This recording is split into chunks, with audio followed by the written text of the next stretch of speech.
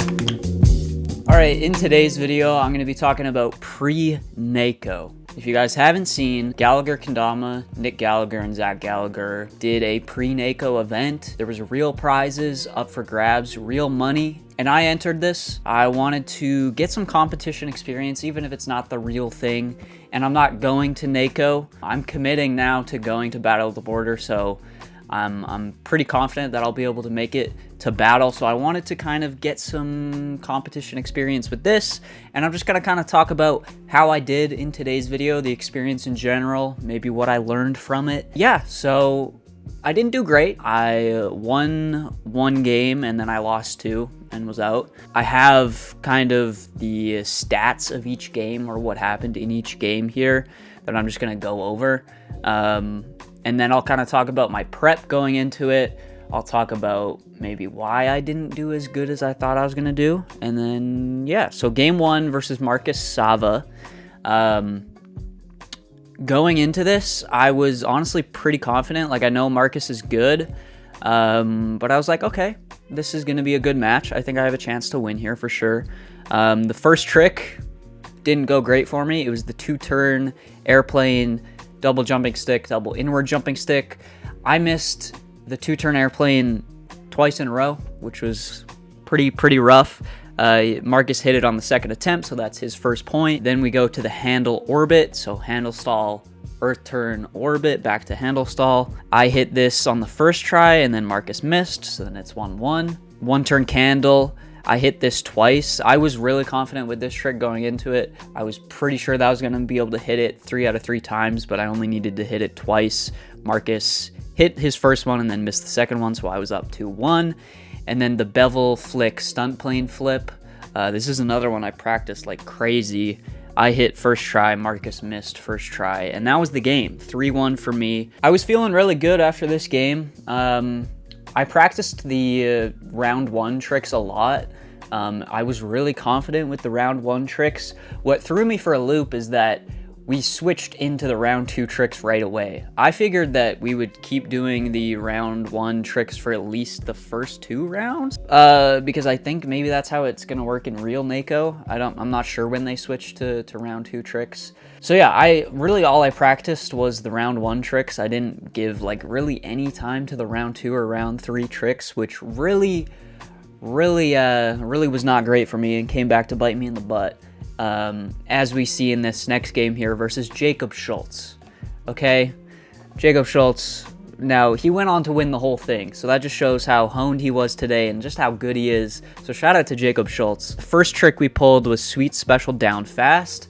You guys saw in my NAKO practice video that I suck at this one. And again, I didn't practice these round 2 tricks like at all. So I actually got pretty close. Jacob hit it first try. I missed, but I got closer than I thought I was gonna get. I like just barely missed the stunt fast.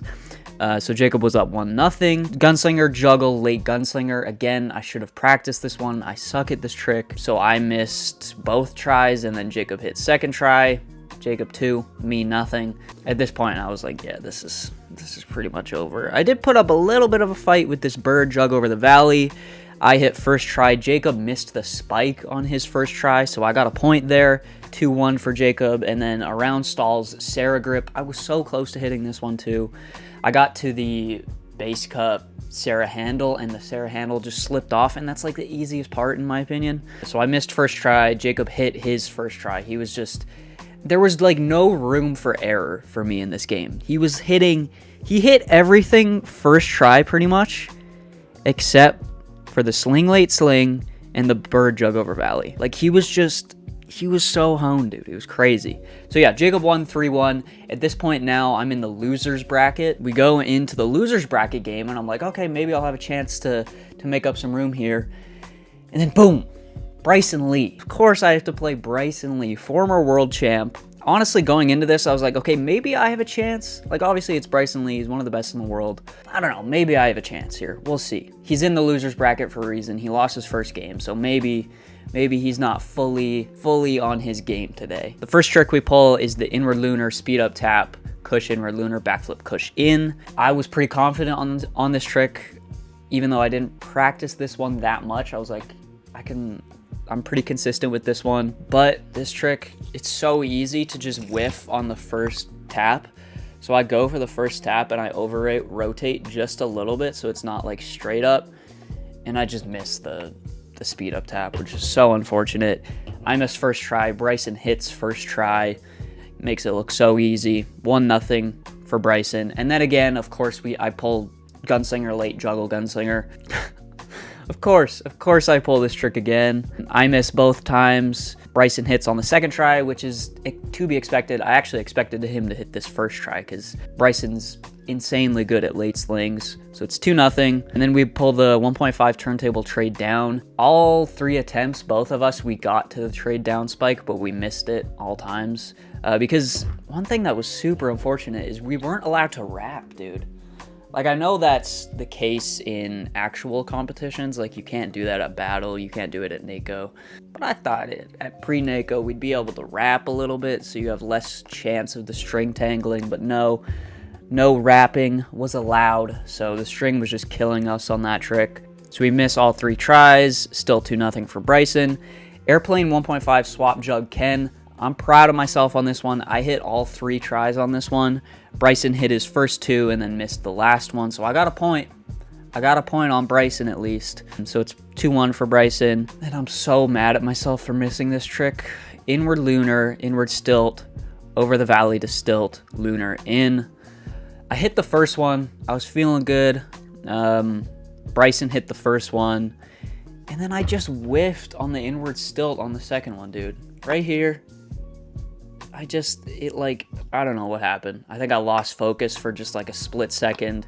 Just whiffed on it, and then he hit the second one, of course. And then he won, 3-1. So I'm not going to sit here and lie and say that I'm not mad. I am mad I lost. The thing is, like, I put in way more time on the round 1 tricks than the round 2 tricks, and I think that shows.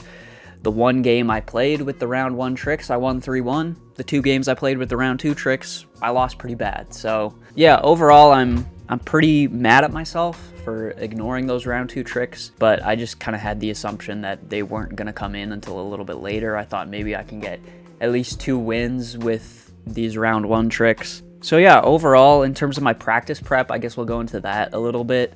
I started like really practicing like a week before, which probably is not enough time.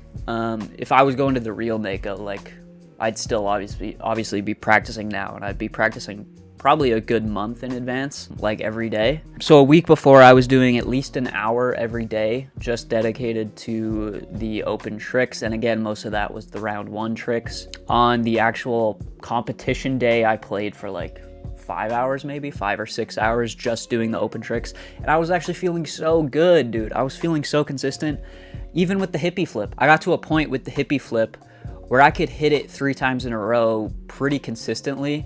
And if you guys saw my practice video earlier, I could barely hit hippie flips at all. So I'm proud of where I'm at with hippie flips. Of course, that trick never got pulled.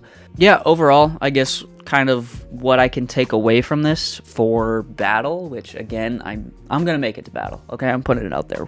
I'm going to make it. Things to do for Battle, obviously just practice all rounds of the tricks. I think the biggest thing is I got in my head about who I was playing. Like, I'm like, okay, I'm playing Jacob Schultz, dude. This guy's so good. There's like no chance that I'm gonna win this. And as soon as I have that mindset, like right away, like I'm gonna lose. You know, if I have no belief in myself that I'm gonna win, then obviously I'm not gonna win. I gotta just like block out actually who I'm playing and just focus on the game itself. I think I was actually pretty composed. Like, I wasn't shaking that much, which I was really surprised by. I expected myself to be more nervous, but the shakes weren't really there, so I was pretty proud of myself in that aspect. So hopefully that can continue for an in-person event. I'm guessing it's gonna be more nerve-wracking for an in-person event, but the shakes weren't really there, so I was happy with that. I felt pretty composed and honestly pretty comfortable. I think I was actually pretty consistent with my tricks. I think I just played 2 really tough opponents in my round 2 and 3, and they just weren't missing many tricks at all. So the more I think about it, the more I'm not too upset about the result. I'm just upset that I didn't practice the round 2 tricks as much as I should have. At least I won a game. At least I got a point against Jacob. At least I got a point against Bryson. So there's that at least. And overall, I'm just I'm proud of my mindset in general, or not my mindset, but again, just my composure when actually competing. Like even the stall tricks, when I was going for around Sarah's stalls, I wasn't even that shaken that bad. Like I was just kind of just going through it, and I felt pretty locked in. Now, if I was really locked in, I would have hit that Sarah handle, but overall, I'm pretty happy with, again, the composure. Yeah, that was the experience of pre-NAKO. Shout out to Jacob Schultz for winning. Shout out to Edwin for getting second and Rui for getting third. Yeah, it was a lot of fun. It was a good experience. And now I'm really excited to just go to battle. Let me know if you guys entered the competition down below. Let me know how you thought it went. That's gonna do it. Leave a like if you guys enjoyed, subscribe, and I will see you guys in the next one. Peace out.